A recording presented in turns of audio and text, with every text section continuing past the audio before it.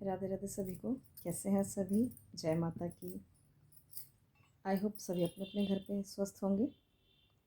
ठाकुर जी की कृपा, हमारी माता रानी की कृपा सभी पे बनी होगी। आज वैशाख मातम का महीना चल रहा है और वैशाख महात्म सभी को पता होगा कितना शुभ होता है। इस महीने में दान देना बहुत ज़रूरी है, जिससे हमारे पापों की मुक्ति होती है। दान आप कोई भी दे सकते हो, छतरी, जल, जैसे मौसम के अकॉर्डिंग फल आते हैं वैसे दान। और आज हम सुनेंगे विशाख का महात्म। विशाख का क्या महात्म है। तो कथा शुरू करने से पहले सभी से रिक्वेस्ट है कि आप मेरे चैनल को लाइक, सब्सक्राइब और शेयर ज़रूर किया कीजिए, क्योंकि इससे मुझे भी मोटिवेशन मिलती है और पता चलता है कि आपको मेरी कथाएं कितनी अच्छी लगती हैं।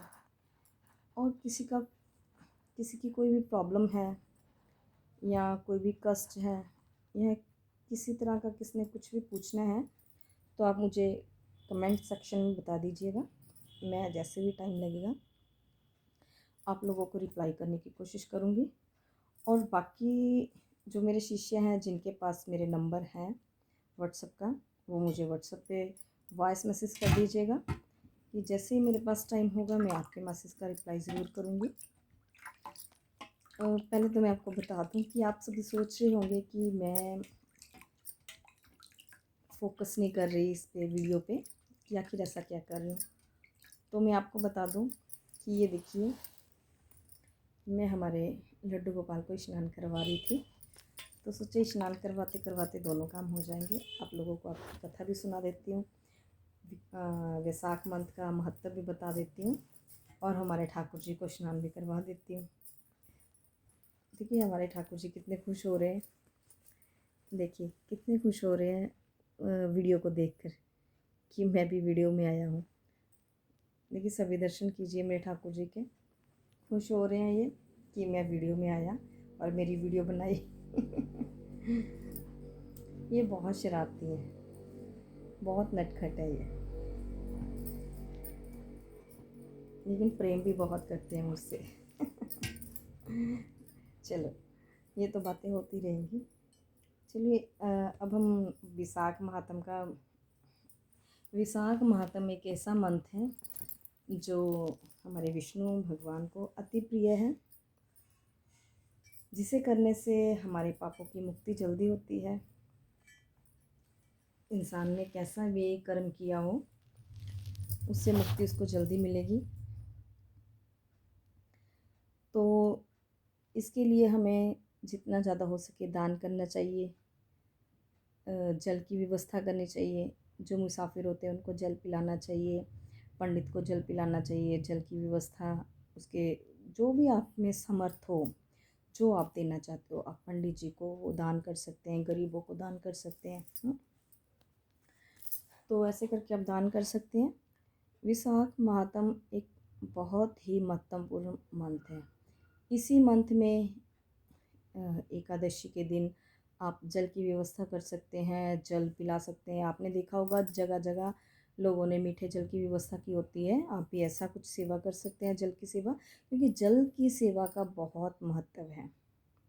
आप कोई दान करें ना करें, लेकिन जल, अन्न दान ज़रूर करें इस मंथ में, जिससे आपके पूर्वजों की भी शांति मिले। अपने पूर्वजों के नाम से आप दान करें।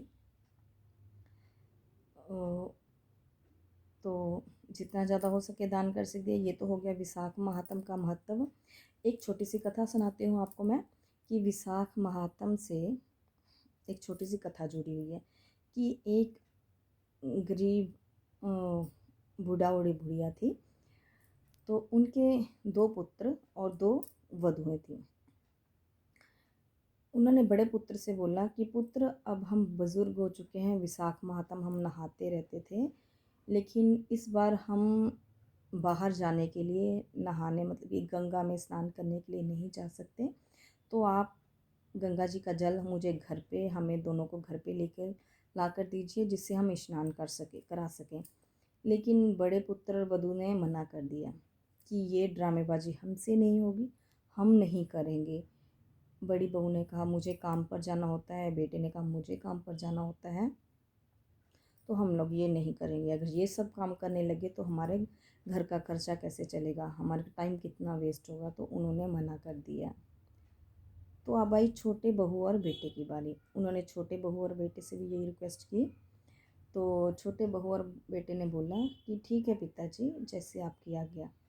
उन्होंने मान ली और उन्होंने अपने माता पिता से ये भी बोला कि जैसे आप विशाख माह नहाते हो, स्नान करते हो, वैसे आप अब हमें भी सिखाइए, हम भी इस महीने में स्नान करना चाहेंगे। तो वो बूढ़ा बूढ़ी बहुत खुश हुए इस बात को सुनकर। तो उन्होंने अपने पुत्र और वधू को बताया कि सूर्य उदय होने से पहले स्नान करते हैं इस महीने में। तो वो सूर्य उदय होने से पहले जल लेकर आए, अपने माता पिता को स्नान भी करवाया। आप खुद वहाँ नदी में स्नान कर कर घर पर आए। घर पर आके चारों ने श्रद्धापूर्वक पूजा की भगवान विष्णु की। और इसी तरह ये मंथ बीतता गया। आई अक्षय तीज पे उन्होंने भगवान विष्णु को पंचम व्रत का प्रसाद लगाया, अक्षत उसका लेप किया, चंदन का लेप किया उनकी बॉडी पर, और ऐसे करके उन्होंने पूजा की और खुद भी प्रसाद ग्रहण किया। तो एकादशी वाला दिन आया, उन्होंने सभी ने व्रत रखा, जल की सेवा की।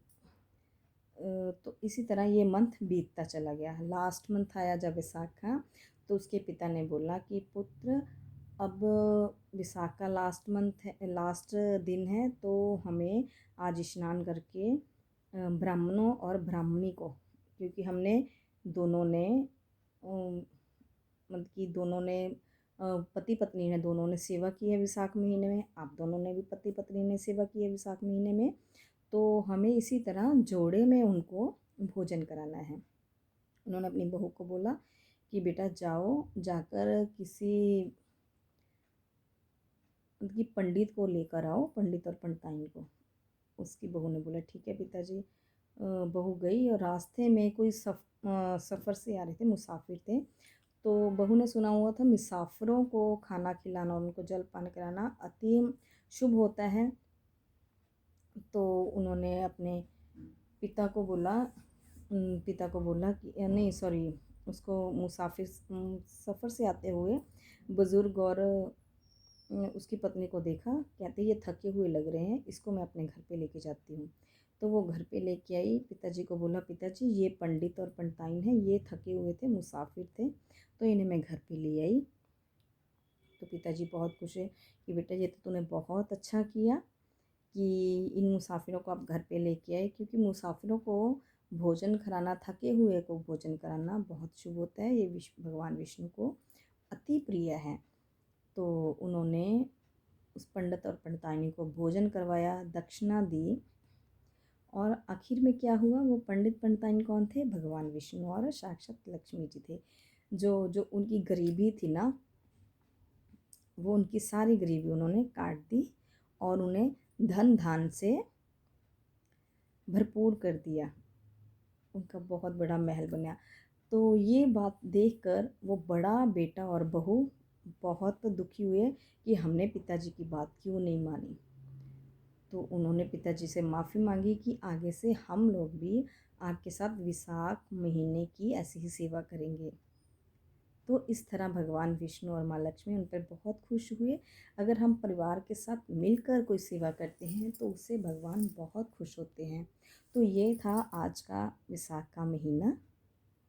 विशाख के महीने का महत्व क्या है, दान देना सबसे ज़्यादा महत्वपूर्ण है, जिससे हमारे पितर हैं वो भी तृप्त होते हैं, भगवान भी खुश होते हैं, हमारे भी पापों की मुक्ति होती है। कितना भी बड़ा पापी क्यों ना हो, वो इस वैशाख के महीने दान कर दे, बाहर जाकर स्नान कर कर आए, गंगा नदी नर्मदा जो भी नदी उनके पास है वहाँ स्नान कर कर आए, तो उसके पाप कुछ तो कम हो ही जाते हैं। ज़्यादा नहीं मैं बोलूँगी कि पूरे पाप नष्ट हो जाएंगे, ऐसे तो आप पाप करते रहो तो विशाख के महीने की वेट करते रहो तो आपके पाप नष्ट हो जाएंगे, नहीं। कुछ पाप नष्ट हो जाते हैं, लेकिन जो आपने कर्म किए वो तो भुगतने पड़ेंगे ही ना। देखिए स्वर्ग नर्क हमने देखा है कि स्वर्ग नर्क हमने पढ़ते हैं किसी भी ग्रंथ में कि स्वर्ग नर्क ऊपर है, लेकिन स्वर्ग नर्क ऊपर नहीं है, वो तो हमारे लिए एक एग्जाम्पल दी हुई है। लेकिन स्वर्ग नर्क सारे यहीं पर है। आपने देखा होगा ना, कोई कैसे मर रहा है, कोई एक्सीडेंट से मर गया, कोई कीड़े पड़कर मर गया, कोई तड़प तड़प के मर गया। वो क्या है, सारी नर्क की जुनी तो है। सारे नर्क स्वर्ग इधर ही हैं। तो ये है विशाख मातम का। और बाकी इस विशाख महात्म के दिन मैं आपको एक बात बताती हूँ कि जिनकी कोई कामना पूर्ण नहीं हो रही, जैसे किसी की औलाद की कामना है, किसी की बिजनेस की कामना है, आई थिंक जहाँ तक मेरा ध्यान जा रहा है, कोई जो मुझे यहाँ पे सुन रहा है उसकी बिजनेस की कामना है, तो स्पेशली उसके लिए मैं बता रही हूँ कि आपने हाथ में क्या लेना है, ऑरेंज वाला सिंदूर होता है ना, वो लेना है। ऑरेंज वाला सिंदूर हाथ में लिया और उसमें आपने गंगा जल के छिट्टे मारने हैं। गंगा जल के छिट्टे मार के, या फिर आप गुलाब जल रख सकते हो, गुलाब जल बीच में डाल के उसको इस रिंग फिंगर से आपने ऐसे ऐसे घुमाते रहना है। 21 बार, 11 बार, 31 बार, 51 बार ऐसे घुमाना है अपनी अकॉर्डिंग। और आपने जाप करते रहना है ओम नमः शिवाय।